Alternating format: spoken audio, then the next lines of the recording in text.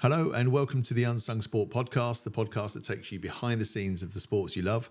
Today I'm joined by David Artell, former football manager of Crewe Alexandra. David, welcome to the show. Good to be here. Brilliant. So look, you played around 500 matches as a professional, including playing for Gibraltar. What was that like? It was daunting, I have to say. It's probably not as... my experience probably wasn't as bad as the lads the other night who played against France. But listen, it's always a tough ask when you're one of the lesser nations and you're coming up against world-class players. I mean, as a manager, how would you pick up the players? I mean, it's international, so it's not club football, but how would you pick them up after a match like that? It's always difficult. Any true professional is always hurt. Doesn't matter whether you lose 1-0 or 14-0. Listen, the Gibraltar lads, I saw them all last month, I think it was. They played Wales in Wales. So I went and saw them all at the hotel, and it's always a daunting ask. The players know exactly where they are in the sort of pecking order of world football, and there's plenty above them. So it's always a tough ask. But you've got to understand that you've got to plough your own sort of path and constantly get better. They did go from Group D in the Nations League to Group C. I think they've got a playoff next March against Cyprus to remain in Group C. So yeah, they are getting better slowly but surely, and they are ahead of the likes of the Faroes and Andorra and all them other little minnows, Liechtenstein. But at the same time, they're nowhere near a France or a Germany or a Spain or an England. And there's others, like a Kosovo or something, that are significantly better. So the Football Federation have got to understand that, and the people of Gibraltar have got to understand that you've got to plough your own sort of furrow and get better over a long period of time, and like I say, it does take time.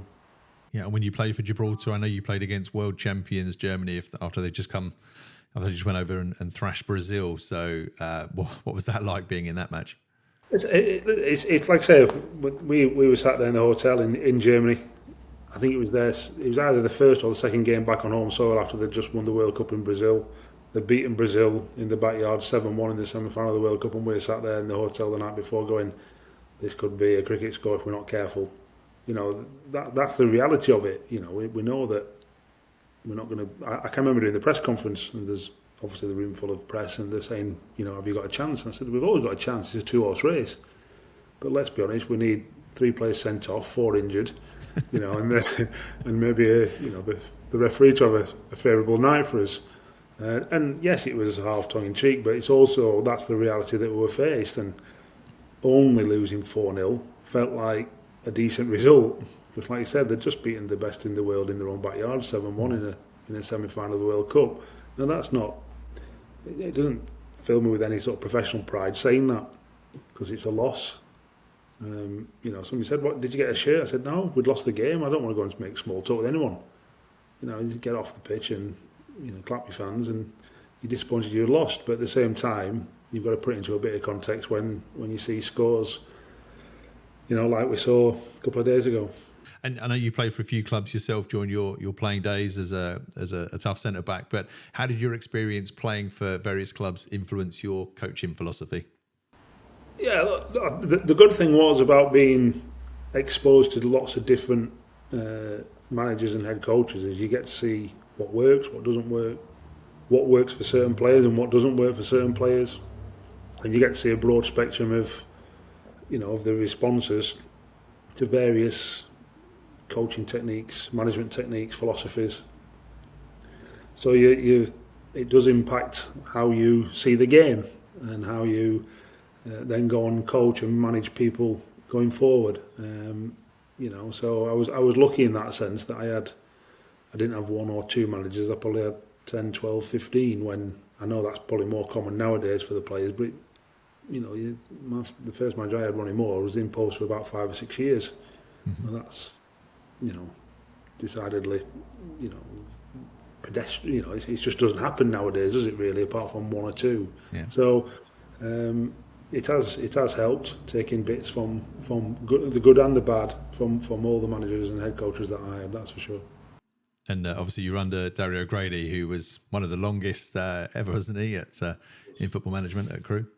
Yeah, he was. I have to say he was different. He was the way he saw the game, the attention to detail, the way he coaches. You talk about ploughing your own furrow. He often said to us, "I'm not bothered about the result as long as you do what you've practiced in training." And obviously, when you've been there 27 years, you probably feel as though you can say that. But at the same time, he knew he had to win games of football, but it was actually about making every single player better, and he knew that if he did that, the team would get better, and therefore they'd win more games of football. And that's exactly what he did. That's why he was in the job for so long. He was a terrific. He was a terrific influence. You know how he's coached some of the players that have gone on to achieve unbelievable things in their career, and it's because of the detail he gave them in their coaching. I know there was I think it was Carlo Ancelotti said the other day around some coaches try and coach too much and they don't let players go out and play. Do you think some managers are guilty of that?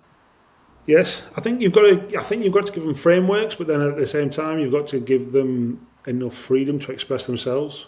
There is you can see it, that restriction on certain players and certain teams, and that ultimately stops them running around. The players that play with more freedom, I believe, run around more, and that doesn't mean they just run around like a sort of bottle of fizzy pop where the lids just come off and or a balloon with the air, just release the air. Yeah. It's got to be done from a sort of structure and a framework that everyone understands, but at the same time they understand that they can actually go and express themselves without fear of any sort of consequence from the staff. Okay, so for yourself, how did the Crewe manager's job come about? Well, obviously I was there as a player. I started coaching in the academy when I was there as a player, so I did that. Then I went away for 2 or 3 years, but I was coaching every week. Kept coming back up the motorway a couple of nights a week from Northampton and then Wrexham to carry on coaching at night. And then when I think I was 34 and I went into part-time football, I got a call and said, "Do you want to come in and full-time?" Which I did. And I did that for 3 years, and I coached for 3 years. So I'd already coached for sort of 5 or 6 years before being offered the manager's job there. So it was just, I didn't see it at the time, but it was just a continuation of the sort of journey I'd been on since I signed for the football club as a player, really, in 2010.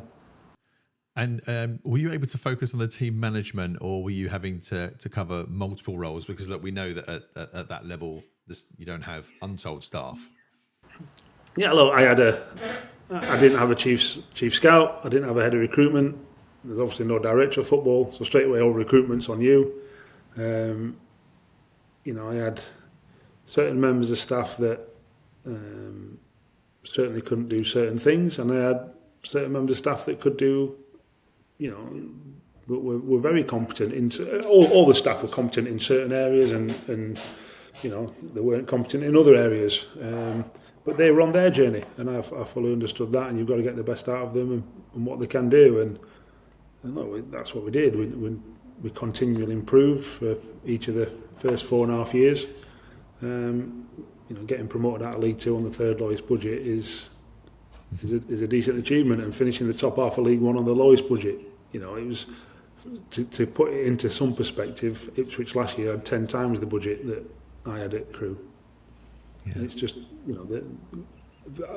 Korean McKenna's done an unbelievable job. He should have gone up last year. He did it in style, and credit to him. Crewe should have gone down the year they did go down, because the budget was ridiculously low. That's not an excuse. That's just sort of the way the land lies. So yes, was the job tough? Yes, because of the budget.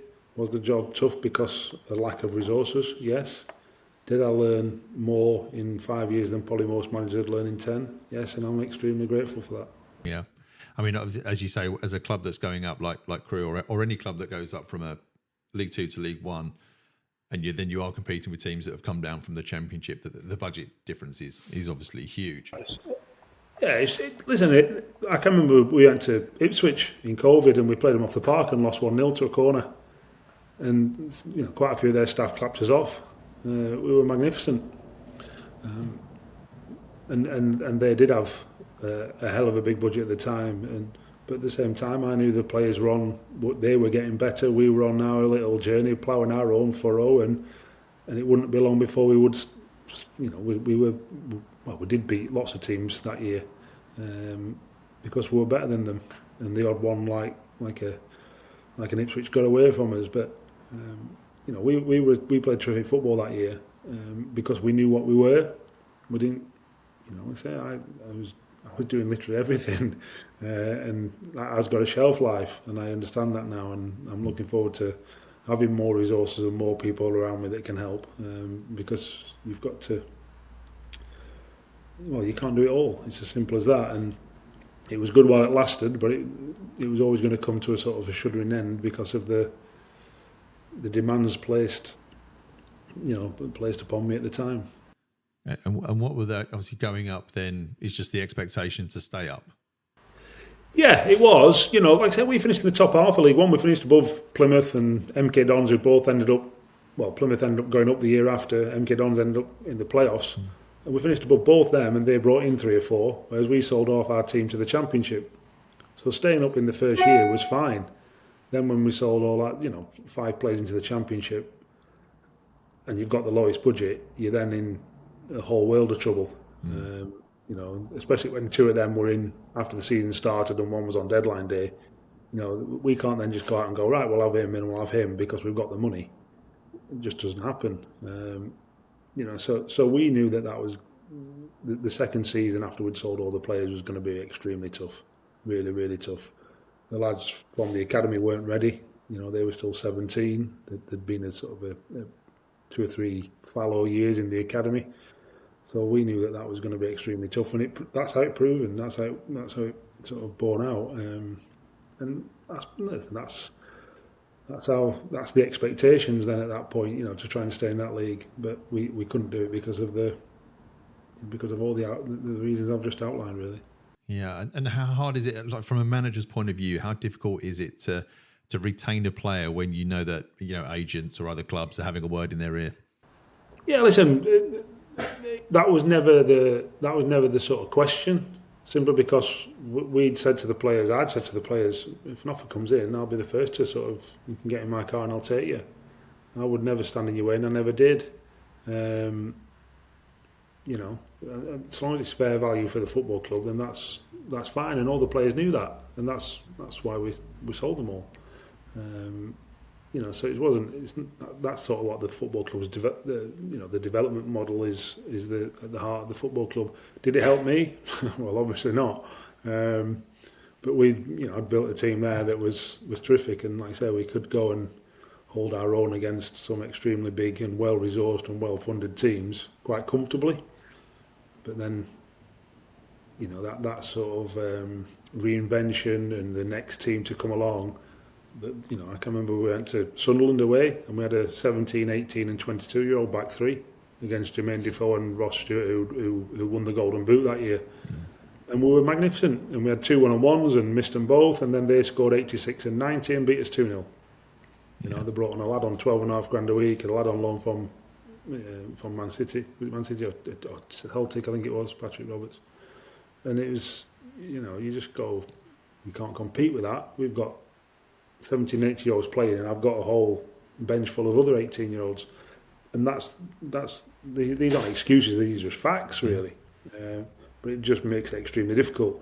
What I would say is it makes, whereas most managers sort of get the sack after 5 games or 10 games of a poor run, I endured the full season, and it's extremely difficult. But you don't half learn. You don't half learn. You try all sorts. Did that work? Did that work a little bit? Does he do this? You learn so much more. So I'm sort of, on one hand I go, I'm really glad that I weren't put out of my misery early on, because I learned so much more. On the other hand I go, actually, if I was, it'd been easier to sort of go, well, that's nothing to do with me now, and you just move on. So it depends which way you look at it, really. But at the same time, listen, I had over 10 years at Crewe, and I enjoyed every single minute of it. Yeah, is it a blessing and a curse to go up? Like if you're a club like Crewe, because really you're kind of doomed to failure because of those budgets, not because of your ability, but it's just because of the money in the game. Yeah, I take your point. We wouldn't have finished the top half of League One if we didn't do it right, went up right. I think Swindon went up with us and they went straight back down, for example, because they was based mainly on loan players and they played slightly different but similar way. Whereas we had good players. Now, if we could have then somehow, made the sort of salary ladder, if you like, go from here to 3 rungs further up, would have kept probably quite a few of them players, not all of them obviously, but a few of them, brought in better underneath them and probably stayed up again. MK Dons is a great example. Their budget was, I think, 3 or 4 times Crewe's. They then sold Harry Darling, the boy to Burnley, who scored all the goals, can't remember, O'Reilly to Celtic. I think they sold someone else, and then they got relegated, and their budget was 3 or 4 times Crewe's. So it happened to them, and the money was significantly more. So, it's not so much. It's more succession planning, more strategy, more understanding. Right, well, we need to bring more players now, while these players are still here, and all that. And I didn't have the bandwidth to do that because I was coaching, managing players, managing staff. Yeah. Recruiting, scouting, contract negotiating, all the lot, and to sort of try and reinvent the team early enough. That was the issue, and and I look back and I think that, and I definitely needed help, and I should have done it earlier because I knew it was coming. I'd told the board, and it's an unforgiving. That was an unforgiving league that year. It was an extremely strong. I suppose like League Two this year is an extremely strong league. That year, League One was an extremely strong league with the clubs that were in it. Yeah, I do go. Obviously, I'm in Colchester, so I'm going to the Colchester Peterborough game tomorrow. So I know it's tough for Colchester as a local fan there. It will. Colchester are very similar to Crewe in the sense that they try and develop young players and and they try and punch above the weight to a certain degree. But you get to a point where that becomes harder. It just does become harder. That's not. I don't want to come across as some, I'll get a violin out for him because that's not what I'm. That's just the facts of football. There's haves and have-nots in every league, and Crewe and Colchester tend to be okay in League Two, and then definitely have-nots in. They're not. Well, Crewe's definitely a have-not in League Two, really. But in League One, it's a definite have-not, and you've just got to, like I said, be on your own journey and understand that. The good thing at Crewe is the fans understood that. They do understand that, and Colchester is very similar, I think. We've no expectations to go up, so we do know that as fans. You just hope for those occasional highs and maybe a cup run, and that's all you can really hope for. Exactly. And so you mentioned there, obviously, you were doing so many different roles. So that must take a ridiculous toll just on your time, like the weight of expectation, family, and everything. How did you cope with that? Not very well, is the truth. Did I have phone calls at 4 a.m. in the morning from staff members while I was on holiday in the summer? Yeah. Did I pick it up? Yes. I'm not particularly proud to say that, and it's not good that I did that, but that's what I did do because that's what the job demanded. Would I do it again? Probably, if the truth be told. Did it impact family life massively? I'm fairly fortunate. My kids are. My eldest is 20 on Saturday. My youngest is 16. So even 5-6 years ago, my youngest was 10, 11. So there weren't. Neither of my daughters were sort of necessarily needy of my time, if that makes sense. But they still wanted their dad to be present. They still wanted their dad to be in the room, and as my wife would tell you, I was in the room often at night. But I wasn't in the room. I was, I wasn't there because you're thinking about other things, or asleep by 9:30 kind of thing, because that's the job that it demanded of you. And it will going forward. I don't, like I say, I don't want this to sound like some sort of violin playing, because that's just I made it like that. And let's be honest, we had every year we finished higher than the year before until that last year. Never finished below the budget. You know, that's testament to the hard work that was put in. So, you know, it does correlate, the hard work. It does. And, you know, I'm a big believer the harder you work, the luckier you get, and the more things that fall in your lap and stuff like that. So, it still doesn't make it easier on family, though, I have to say. No, that's fair enough. And you were lucky enough then to win the Manager of the Year. But what year was that, and what was it like to win? What year is it? 2020? 3 years ago now, I think. Mm-hmm.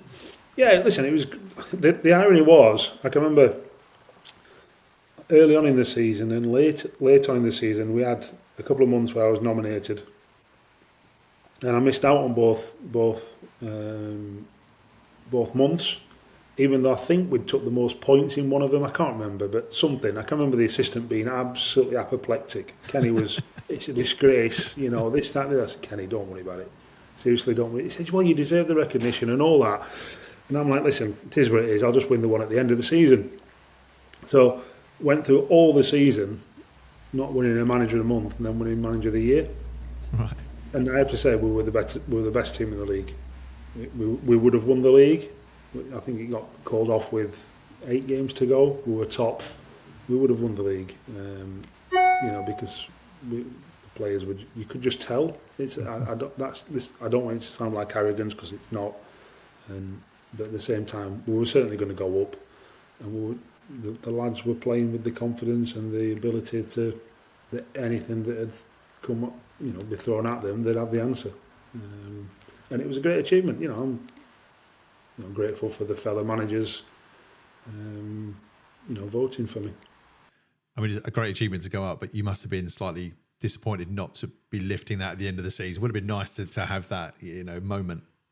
Yeah, without a shadow of a doubt. I said it in some of the press at the time. You know, I wanted, you know, an 80-year-old grandma coming running on and giving, you know, a 20-year-old lad a sloppy kiss on the cheek kind of thing, because that's the sort of euphoria and the sort of emotion. And I wanted the lads to see that. I had that as a player. I was 19 and 20 when I got back-to-back promotions with Rotherham to the Championship.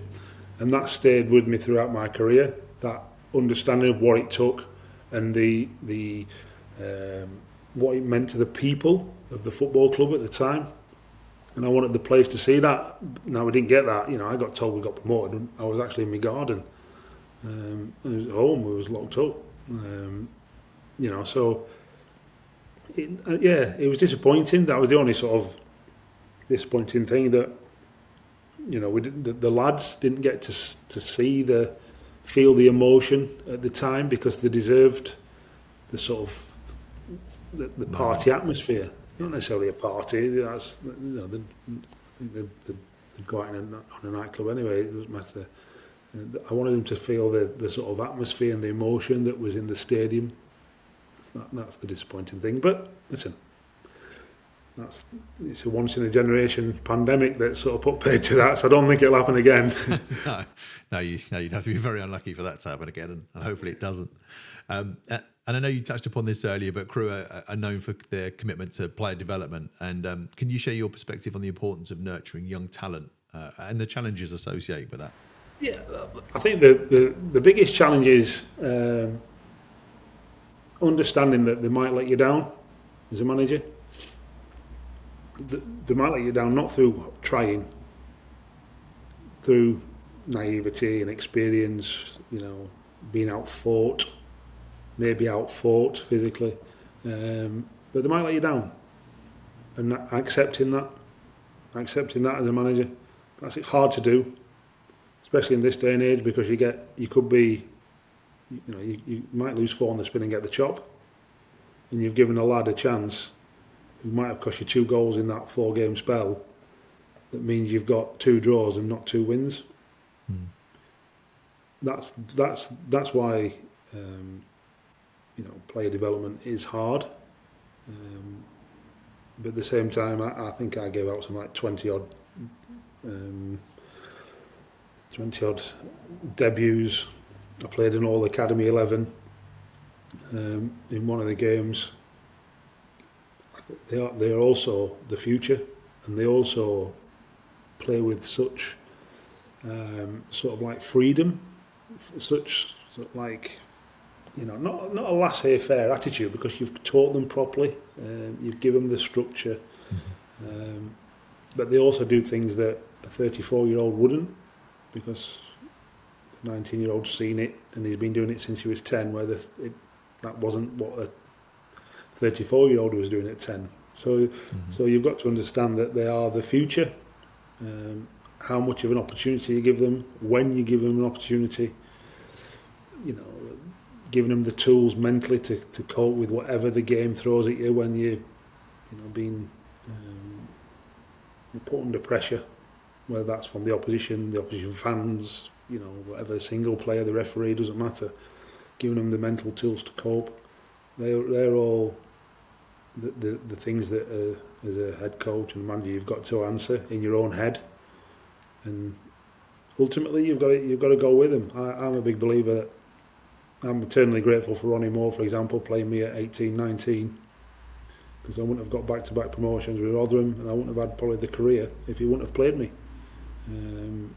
Now, whether he meant to or not, I don't know, because I played my sort of first full game, really. I played my first game at Swansea away as a sub coming on, and then my second game was at Wrexham away. I was a sub and I come on after 8 minutes, and the only reason I came on is because it was a 7:30 kick-off back then, and we got to the ground at 7:20, because there was 4 taxi drivers all the way from Manchester down to an oil refinery at Stanlow at the other end of the M56 doing a 20-mile-an-hour fuel protest. Right. So it took the traffic was murder, and we was like well over an hour late. And Dennis Smith, the Wrexham manager at the time, wouldn't put the game back to 8:15, because some of the games at that time were 8:15. We went out there at 7:30, and the 35-year-old centre-half pulled his hamstring after 8 minutes, and I was on, and we won 3-1.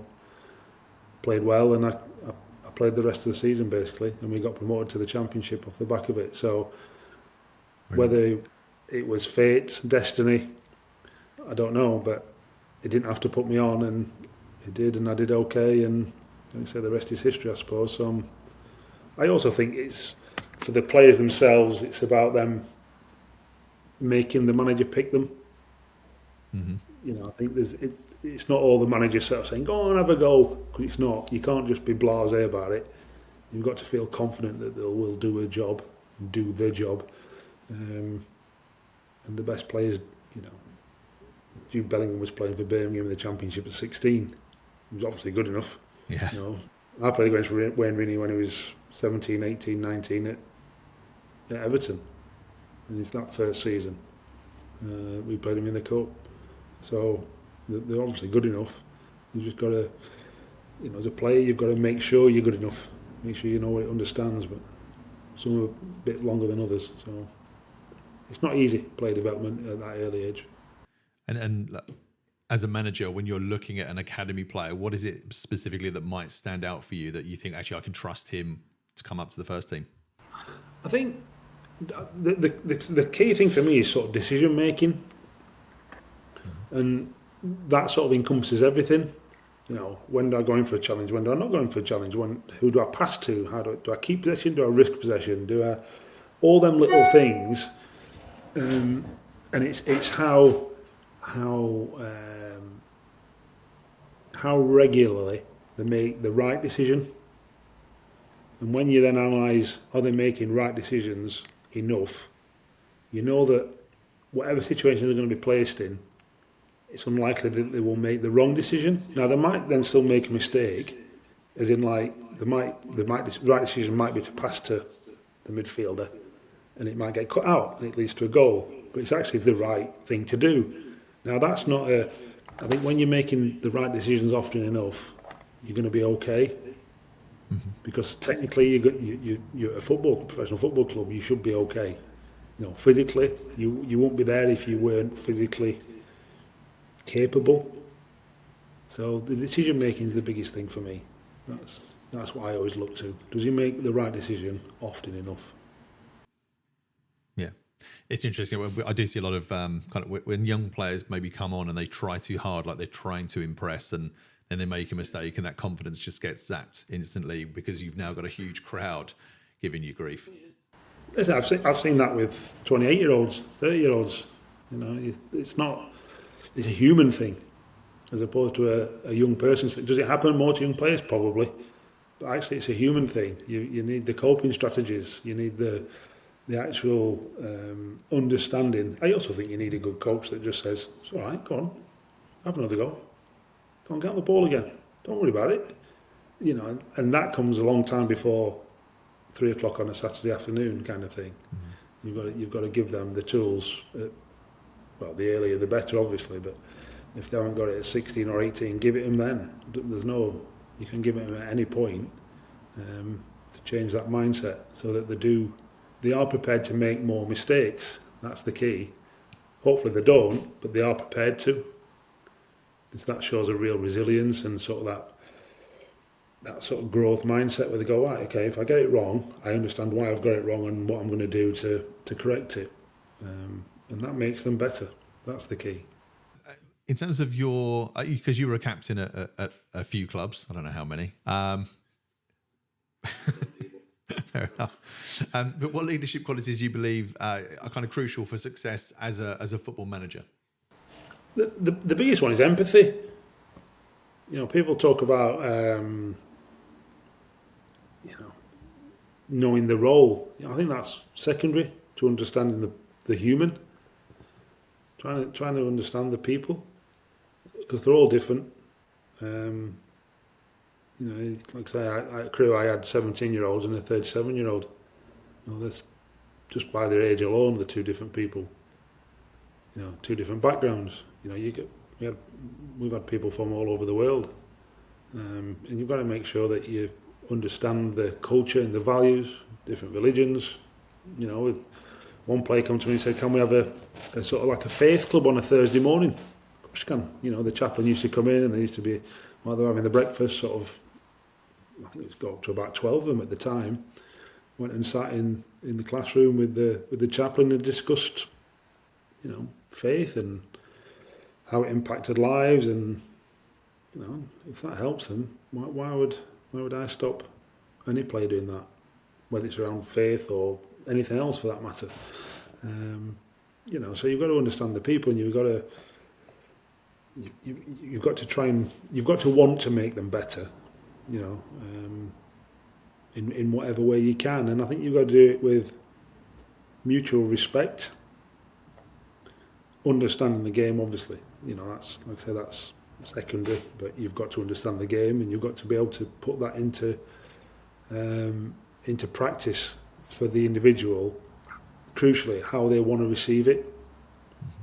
And what I mean by that is, you know, we've had team meetings, and 3 minutes in, lads are not asleep, but certainly not in the room. That's them. That's not. Yes, there's an element of, come on, you're a professional, you need to be listening, but that's also on us, putting them in that situation. You know, if that's not how they best learn, you know, it's a two-way street. Now, if I sent that one lad who I'm thinking of in particular 64 TikToks, because that presentation will cut down into 64 10-second clips, I can guarantee they've watched every single one of them. Yeah. That's how he learns. That's the difference. You know, so, yeah. And so you've got leadership for me is understand the person and how they want to receive information, and doing the best you can to deliver it in the way that they want to receive it. Because the onus is on you as a leader to do that, I believe. I know you can't do it for everyone all the time, hence why you can't have, you know, 25 individual team meetings. But at the same time, you've got to be aware of that, certainly. Brilliant. And look, we all know football is full of some amazing highs, but also some incredible lows. How do you keep people's morale up when, you know, the times are not as good? I think you've got to be straight with them. You've got to be honest with them. You know, I often say to players, "What's confidence?" You know, it's how you feel. Okay, what's a feeling? I don't know, just what you are at the time. Okay, so go on, what do you mean by what you are? Well, it's what I'm thinking. Right, okay, what's thinking? What's that? Well, it's just like your thoughts, right? So your thought is, I am not confident. So you are thinking you are not confident. I'm not telling you you're not confident. Your thoughts are telling you. So if I said to you, right, you're going to go out there and you've got lead boots on and weighted jackets that you use in the gym and all the rest of it, are you going to run faster? No, I'm going to be slower. And right, okay, so if I take all that off you, are you going to run faster and further and make better decisions? Especially if you go from a 5-yard pass to a 10-yard pass to the easy stuff to the harder stuff and progress it like that. Are you going to be confident? Well, yeah. So there you go then. So let's change your mindset. The first person I employed when I became crew manager was a psychologist to work with the staff. Not ironically, not because I think the staff needed it. The players needed it more than anything. They were 19th in League Two, had been relegated the year before, were feeling sorry for themselves, and I wanted to make sure myself and the staff didn't do anything to make that worse. In fact, make it a lot better. So it was little things like if a player went through one-on-one and missed, or the keeper saved it, or whatever it might be, don't then be stood there with your head in your hands at the side of the pitch. Or any sort of negative body language. Actually, praise, good timing of the run, great pass, to put that person in. You can't sugarcoat the fact that they've missed the one-on-one for whatever reason. So you've got to give them sort of the coaching of, you might need a bit more disguise, or you might need to take that early, or whatever the coaching point is. But actually you've got to praise the fact that good run, great timing of the run, excellent X, Y and Z. There's lots more positive things than the one negative at the end of it. But everyone remembers the one negative. Yeah. So actually you've done all this right, and it's only one thing. So look at all this. Everyone goes, actually, I'm all right. I'm actually a decent player. Yeah, correct, you are. One, you're playing 0.00, whatever it is, 1-2% of the whole population. You're one of them. And then second, you've done all this bit right and one little bit against a fellow who's trying to stop you, by the way. So let's put it into a bit of perspective. And they actually go, yeah. You're not trying to diminish the not taking of a brilliant chance. But at the same time, you've got to make sure that the players don't go through the floor. Yeah. And some players do. Some players don't need any of that. The sort of egotistical number 9s that are going, right, I'm going to score every chance I get. Not a problem. You don't need that conversation. The young kid who's, might be not sure about himself and does that, you might need to have that chat with him. Yeah, that proverbial confidence player you need to put your arm around. Yeah, exactly. And it's just a little chats like that. And go, come on, I believe in you. Don't listen to whatever. Come on, you'll be fine. Do it again. And I promise you'll score again. I can remember a lad called Charlie Kirk, who we sold to Charlton for £500,000. I took over, I think he'd played about 35, 40 games for the club, not scored a goal. And I took Charlie as a 16-year-old, 15, 16-year-old, good player. I was a good player. And I said to him, why haven't you scored a goal? He went, not sure. And I said, I'll tell you why. I said, because on the halfway line, you don't like being kicked or in fact touched. You don't like heading the ball, any physical contact. I said, now on the halfway line, every now and again, it's probably a bit of a problem. I said, when you get in the, so at the minute, you don't run into the box. So you're going to score this season, next season, 2 goals from outside the box. They're going to be screamers, but you're going to score 2 goals every season. I said, why? Because you don't want to get kicked. I said, now, what you don't realise is you've got the best attribute, the best skill for scoring goals. Besides the fact that you're a bloody good player with excellent techniques. So when you get a chance, you're going to score a goal. But you're going, well, I haven't scored for 35, 40 games because you're not getting the right places. I said, so because you don't want to get kicked, when you're running that penalty area, where are you going to stand? You went, well, where somebody's not going to kick me. I went, correct. Mm-hmm. So you're going to be free, aren't you? So just run into the box where nobody can kick you. You do it automatically because you do it on the halfway line. Yeah. So just go and do it. I think about 10 games later, he scored a diving header at Chesterfield away. He'd never scored a header in his life. Diving header in the 6-yard box it was. It was unbelievable. And it's all because it's just a reframe of his thinking. Now, that's not necessarily confidence per se, but it's mindset to change to, have a positive outcome. And when you understand the players and get to know them, you can. I use the word manipulate. It's not manipulate, but I can't think of a better word. It's cajole them to become better, to become more effective, to enhance their skills. And like I say, he went on to score something like 14 or 15 goals the year we went up, and 10 in League One, and got sold, and he's playing in League One. So, for yourself, do you have a most memorable match? What, as a manager, head coach, or as a player? Manager, like one that you really wanted to get one over somebody, or you just a great defeat or ground. The only one I can think of, well, there was two. One, we played Rotherham in the FA Cup at Wesley Road, hometown team. Mm-hmm. They were the top of League One. We beat them 2-1 last minute and deserved to. So that was purely personal, but not like in a bad way personal. I weren't sort of saying to my family, or anything, none of that. It was just nice. Because all my mates should have given me stick, basically, is what I'm trying to say. The one that sort of really stuck in me, we played Oldham at home with Dino. Dino's a bit of a Marmite character, and I've got no beef with him. I think he's got a bit of beef with me, but I've got no beef with Dino. And literally from the first whistle, the right back, Tom Hamer, was coming all the way down the left-hand side of the pitch to take long throw-ins.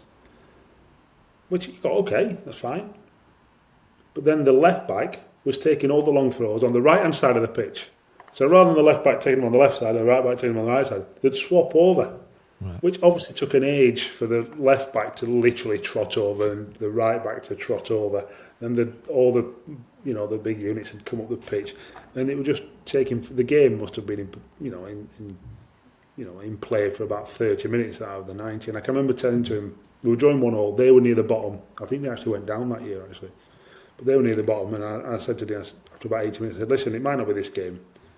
I said, but it'll come back and bite you, what you do, because somebody will score in injury time. They will. And the board went up, and I can't remember, it was 6 or 7 minutes, something like that. And this was before, like, this last season where everything's 6 or 7 minutes now. So it was quite a long time. And I can remember the fourth official sort of saying to the referee through his comms kit, right, you've got 15 seconds, 10, 9, and we scored with 7 seconds to go to win 2-1. And not that it mattered a great deal in anything, but I just thought I was quite happy that the football gods proved my point, because I'm a football purist in that sense. And I just think and thankfully with the new rules, that is, time wasting. There's ways you can manage games of football in possession. You don't have to kick the ball, or delay throw-ins and all that kind of stuff. You can do it in much better ways, and I was just grateful that the football gods were looking down on us on that day. I'm a big fan of the new rules, actually, in terms of the time wasting, because it happens too much. So that gamesmanship isn't football. It's not what fans want to pay and go and see. Correct. It'll be even better when they allow physios on like they do in rugby. Yeah. It will. And if the ball goes near them, then stop the game. I get it. But it'll be even better then. Why? Because you'll cut out on play acting, diving to a degree. You'll certainly stop the sort of bang my head, let me look at the ref, I'll stay down because I know he's going to stop the game. I'll just get the physio to come on. He'll soon jump up. I asked that question to Colchester United's club doctor, actually, and that we haven't released that podcast yet, but it's interesting because he was in rugby league as well first, and then he was in women's football. And as you said, it doesn't really happen in women's football, but in men's football, totally different. So he said that would be an interesting change. Yeah, I think you've got to be careful. You don't want a serious injury and, somebody's trying to score a goal and he's 5 metres away with a broken leg or something. You've got to be a bit careful. But at the same time, if the doctor sort of signals to the ref, we've got to stop play or whatever, just automatically get stopped. And then if the doctor sort of is taking the mickey, then you soon get... The doctors don't. They're ethical people, Yeah. by and large, in my experience. Anyway, sorry, we're digressing. Yeah, no, it's always interesting. And again, look, as you took a team up, and I think everybody thinks that as a football manager or as that whole club, you must be thinking, happy days, we're going up to new division. But then there's also the other side of that, which is like you have to sit down with players or maybe staff, and that realism kicks in that unfortunately they're not at that level, and you have to let them move on. What are those conversations must be probably the hardest in football. Yeah, that day is particularly tough. Because I can remember two players in particular who did ever so well for me. And you've got to be professional, and I released them both when we went up to League One. And with greater resources, I've kept them both because they were terrific pros. They set the standard. I also knew the game was going to be too quick for them in the league above, and even though they'd played higher, they'd played in the Premier League, and I think both of them had played in the Premier League. 35 and 36. There was, we all felt that it was going to be not the right decision to keep them on, but with the resources we had, and it's extremely difficult. So that's at one end of the spectrum. At the other end of the spectrum, you've got young lads who are desperate for another contract, just for another 2 months, 3 months to prove themselves, 6 months, and you've got to let them go and make some real tough decisions on that. They're even harder, because the lads at one end of the careers, they've had the career for a start, and they can probably get another club somewhere, whereas them young lads who probably might have played one game or not even a game at all, that's extremely tough for them. Extremely tough, and it's not easy. I always try and say these are the areas to improve, either here or elsewhere, or going forward. These are the reasons why, and be honest with them. And I try and tell them as early as possible as well, and hopefully that they then they remain professional. And as I said to them, look, by all means, if you don't want to turn up for the next month, fine. We'll still pay you, but then it's your career. It's not my career. Never has been my career. I don't make my money through you in that sense. You've got to plough your own furrow, so you should come in and continue to get better and use this as a platform to prove me wrong. But it's tough. It is a tough few hours, that's for sure.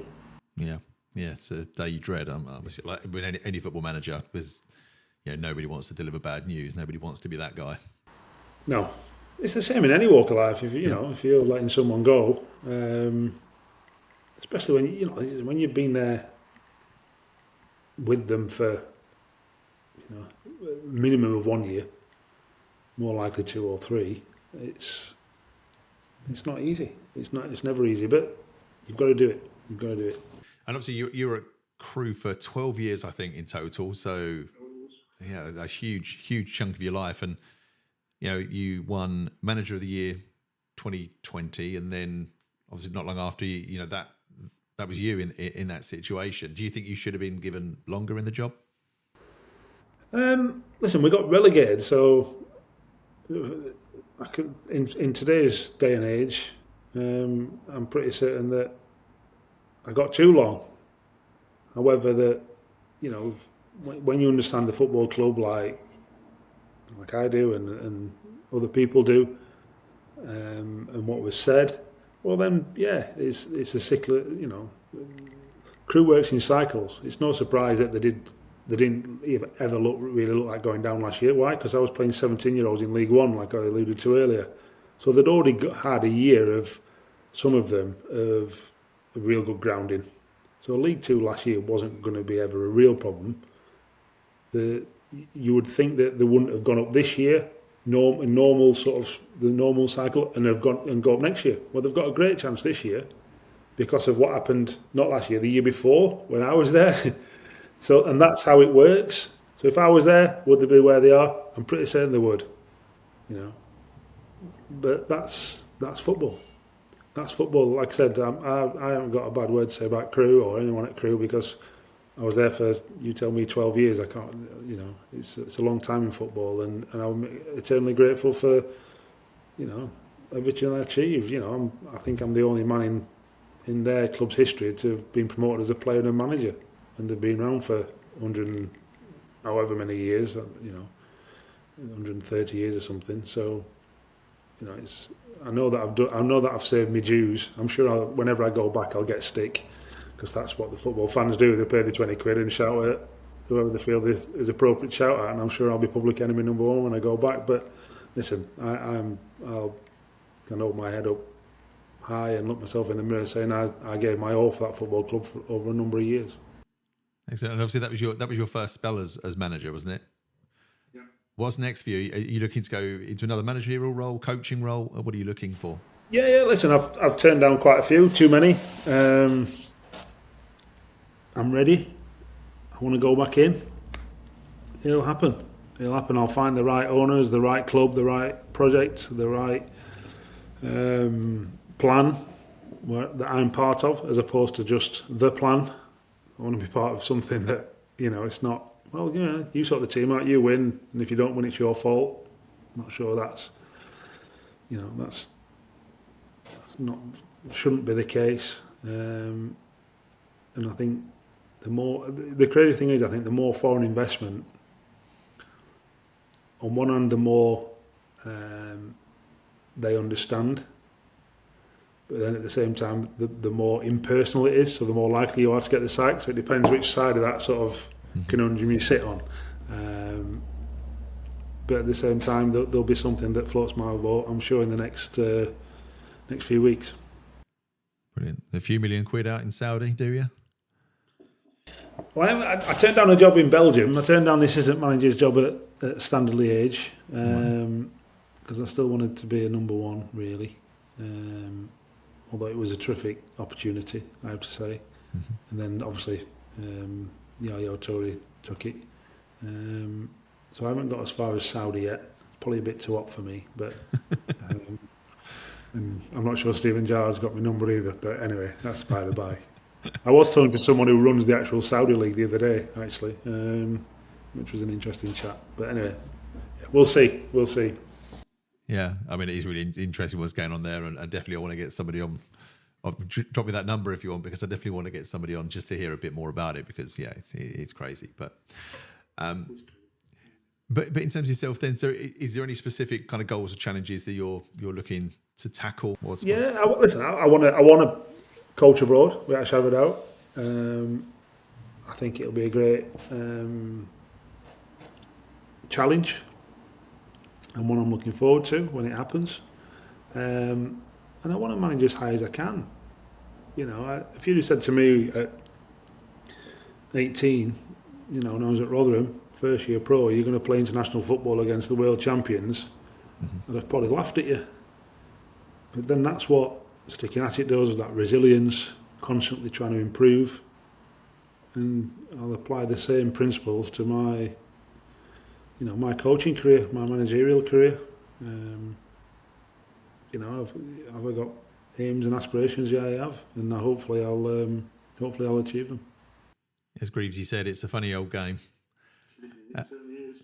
David, look, thank you very much for giving up your time and sharing these insights and being an unsung hero of sport. I've learned a lot, and I'm sure our listeners have too. So thank you very much for coming on the show. No problem. I hope they enjoy it.